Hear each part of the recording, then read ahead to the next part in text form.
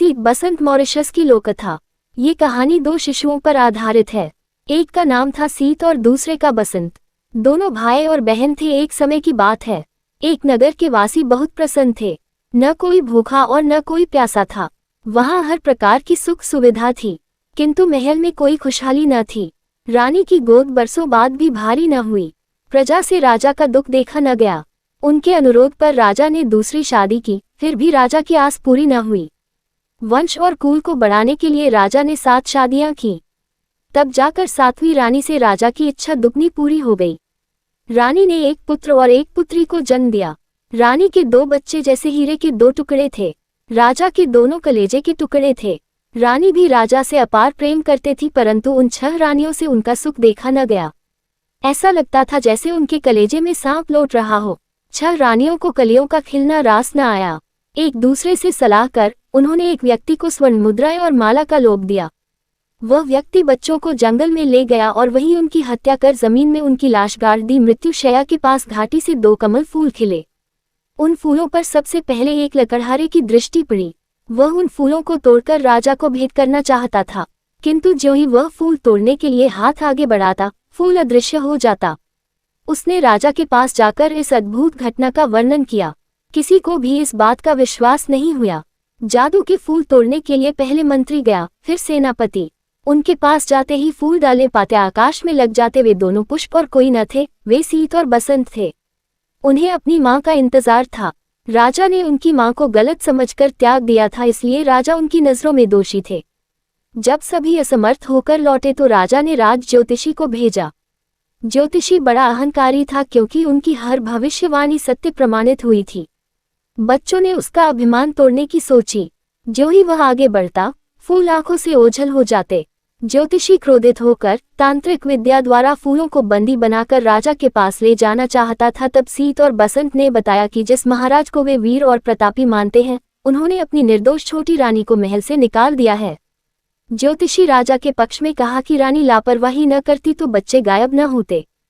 तब सीत और बसंत ने ज्योतिषी को राजा की 6 रानियों के कुचक्र के बारे में बताया। किस तरह उन्होंने छोटी रानी से ईर्ष्यावश बच्चों की हत्या करवाई।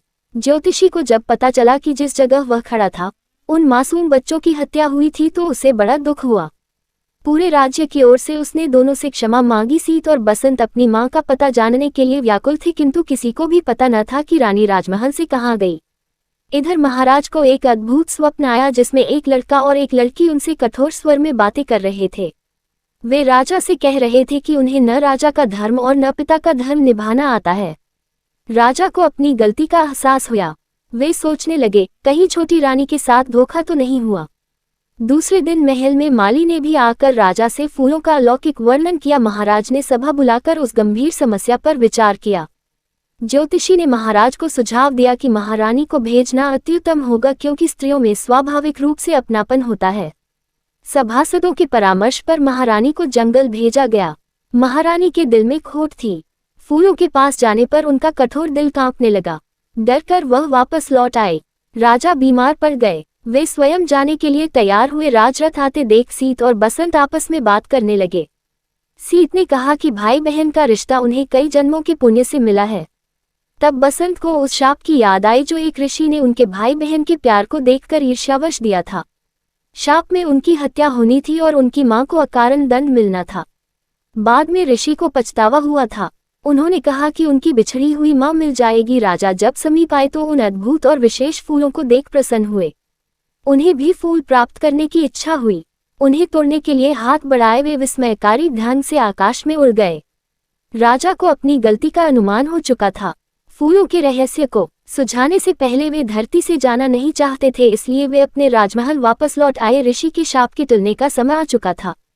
निर्दय रानियों के बुरे दिन आ गए थे। ज्योतिषी ने महाराज से छोटी रानी की तलाश का निवेदन किया। छोटी रानी को फूलों के पास भेजने से ही उनका रहस्य खुल सकता था। ढूंढने पर पता चला कि रानी सोनपुर जमींदार के यहाँ कौवा हकनी के रूप में काम कर रही है।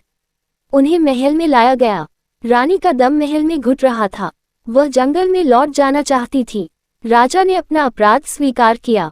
रानी को अपने बच्चों की याद दिलाई। तब रानी साधारण कपड़ों में जंगल की ओर प्रस्थान कर गई।